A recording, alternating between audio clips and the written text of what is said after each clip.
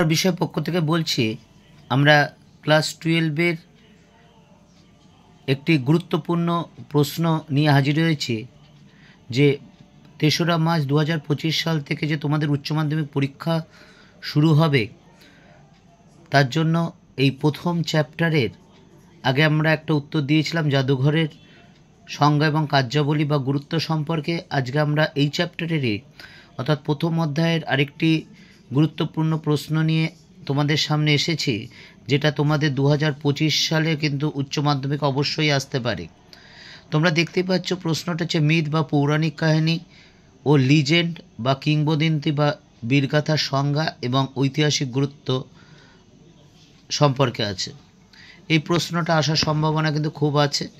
যাই হোক, আমরা শুরু করি।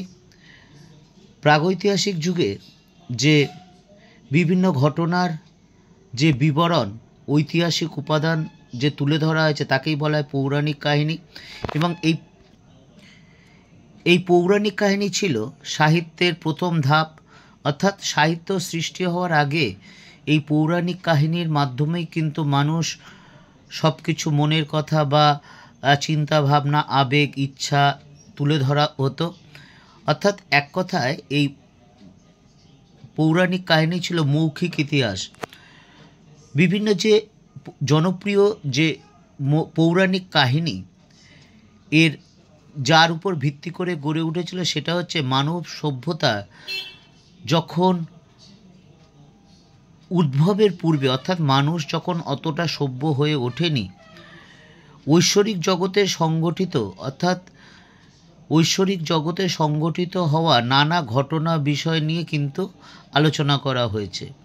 আবার ব্রিটেনের অর্থাৎ ইংল্যান্ডের ফোকলোর সোসাইটির প্রতিষ্ঠাতা বিখ্যাত প্রত্নতত্ত্ববিদ জর্জ লরেন্স তার গ্রন্থে পোলার মিথস গ্রন্থে বলেছেন, পৌরাণিক কাহিনী হলো আমাদের অবচেতন মনের এক কাহিনী বিশেষ যা আমাদের সম্ভবত জিনের মধ্যেই ছিল।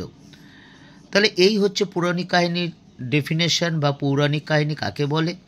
অর্থাৎ মোদ্দা কথা বলতে যা বোঝায়, সভ্যতা শুরু হওয়ার আগে অর্থাৎ প্রাগৈতিহাসিক যুগের, অর্থাৎ ঐতিহাসিক যুগ যখনও শুরু হয়নি, যে সময়কার ইতিহাস কথা আমরা পরিষ্কারভাবে সঠিকভাবে জানতে পারি না, সেই বিভিন্ন কাহিনী ঘটনাবলী যেটা তুলে ধরা হয়েছে তাকেই বলা হয় পৌরাণিক কাহিনী। এই পৌরাণিক কাহিনীর ঐতিহাসিক গুরুত্ব অপরিসীম। আমরা এবার ঐতিহাসিক গুরুত্বগুলো দেখব। দেখো, পৌরাণিক কাহিনীর প্রথম গুরুত্ব হচ্ছে ঈশ্বর ভাবনা। পৌরাণিক কাহিনীগুলো আমাদের মনে একটা ঐশ্বরিক বিশ্বাসের জন্ম দেয়, কারণ বিভিন্ন যে পৌরাণিক কাহিনীগুলো আছে ঈশ্বরকে সর্বশক্তিমান, সর্বমঙ্গলময় হিসাবে তুলে ধরা হয়েছে, ফলে আমাদের মনে ঐশ্বরিক ভাবনার কিন্তু জন্ম দেয়। দ্বিতীয় পয়েন্ট হচ্ছে সত্য ইতিহাসের উপাদান। পৌরাণিক কাহিনীর মধ্যে এমন অনেক অতীত ঘটনার, প্রাগৈতিহাসিক যুগের এমন অনেক ঘটনা লুকিয়ে আছে যেগুলোর মাধ্যমে কিন্তু আমরা অনেক কিছু জানতে পারি, সত্যতা লুকিয়ে থাকে। যেমন ধরো, এই রঘু ডাকাতের যে কালী পুজোর উপর ভিত্তি করে, অর্থাৎ একটা পৌরাণিক চরিত্র যে রঘু ডাকাত, তার উপর ভিত্তি করে কিন্তু এই কালী মন্দির চিহ্নিত করা হয়েছে। তাছাড়া যে ট্রয় নগরী প্রাচীন হেলেনীয় সভ্যতায় যে ট্রয় নগরীর অস্তিত্ব কিন্তু এই পৌরাণিক কাহিনীর উপর ভিত্তি করেই গড়ে উঠেছে। এই পৌরাণিক কাহিনীর উপর ভিত্তি করে যে অতীতের অনেক ঘটনার যে তুলনামূলক বিচার বিবেচনা করে বা যাচাই করে অতীতের অনেক সময়কার কিন্তু সন, তারিখ বা সময়কাল নির্ণয় করা সম্ভব হয়েছে। অর্থাৎ একেবারে সুনির্দিষ্ট পয়েন্ট টু পয়েন্ট ডেট, কাল, সাল না মিললেও মোটামুটিভাবে কিন্তু অনেকটাই মেলে। আর একটা কিন্তু তোমরা জিনিস মনে রেখো, প্রাগৈতিহাসিক যুগে 100, 200, 500 বছর এদিক ওদিক হওয়াটা কিন্তু খুব একটা বেশি কথা নয় বা অবাস্তব কিছু নয়। এর পরের পয়েন্টটা আছে, দেখো, বংশতালিকা। পৌরাণিক কাহিনীর উপর ভিত্তি করে যে ইতিহাসের যে রাজবংশগুলি যে তালিকা, অর্থাৎ বংশ পরম্পরায় রাজার পর তারপর কি রাজা হলো, তারপর কি রাজা হলো, তারপর কি রাজা হলো, এই যে কিভাবে হলো বংশ, সেটা কিন্তু আমরা জানতে পারি। রণবীর চক্রবর্তীর বিখ্যাত সাবলটার্ন ঐতিহাসিক রণজিৎ গুহ এই যে বলেছেন, ইতিহাসের সমস্ত বংশ তালিকা এগুলো কিন্তু স্বীকৃত সত্য।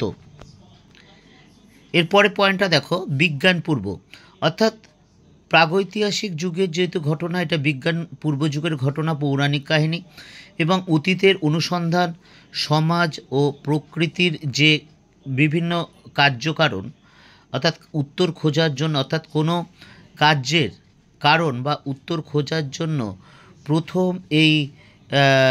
প্রথম সৃষ্টি বিষয়ক ঐতিহাসিক কাহিনী এর মাধ্যমে কিন্তু তুলে ধরা হয়। বিখ্যাত প্রত্নতত্ত্ববিদ জর্জ লরেন্স গোমস বলেছেন ঐতিহাসিক কাহিনীগুলো হলো বিজ্ঞান পূর্ব যুগের বিজ্ঞান। তাহলে আমরা দেখতে পাচ্ছি পৌরাণিক কাহিনীর ঐতিহাসিক গুরুত্বগুলো এবার দেখলাম এবং আমরা লিজেন্ড বা বীর কথা সম্পর্কে আলোচনা করব। কিংবদন্তি হলো যে কিংবদন্তি কাহিনীগুলি যেসব ঘটনার উপর বিবরণ দেওয়া হয়, সেগুলো চরিত্রগুলি অতীতকালে ঘটেছিল বা সেই ঘটনা ঘটেছিল তার একটা জীবন্ত চিত্র লোক সমাজে তুলে ধরা হয়, যাতে মানুষ বিশ্বাস করে। সাংস্কৃতিক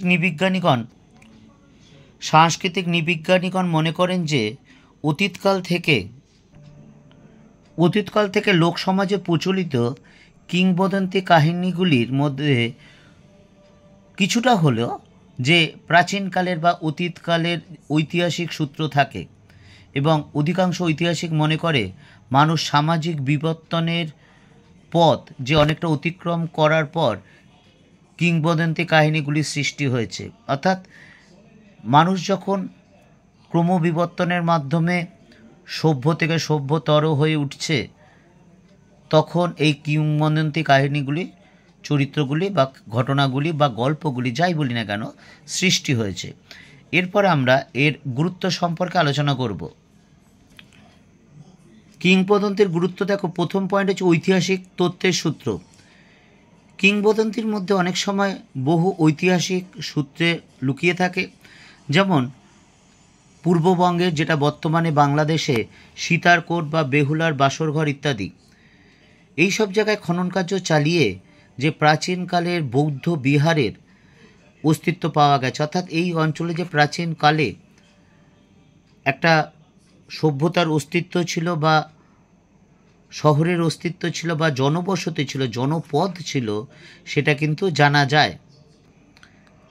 দ্বিতীয় পয়েন্ট দেখো, আনন্দদায়ক। এই কিংবদন্তি কাহিনীগুলি অনেক সময় আমাদের আনন্দ দেয় এবং যেগুলো বংশ পরম্পরায় বর্তমান থাকে। এই প্রসঙ্গে মনে পড়ে গেল, আমরা যখন ছোট ছিল, একটা বিক্রম আর বেতাল বলে একটা কাহিনী হতো কিংবদন্তি অনুসারে, রাজা বিক্রমাদিত্য অনুসারে। এবং আমরা যারা ইতিহাস নিয়ে পড়াশোনা করেছি তারা জানি বিক্রমাদিত্য চরিত্র একটি কিংবদন্তি চরিত্র এবং বিতর্কিত। অর্থাৎ বিক্রমাদিত্য একাধিক রাজা ছিল, 17 জন রাজার নাম পাওয়া যায়, আরও ছিল কি ছিল না জানি না।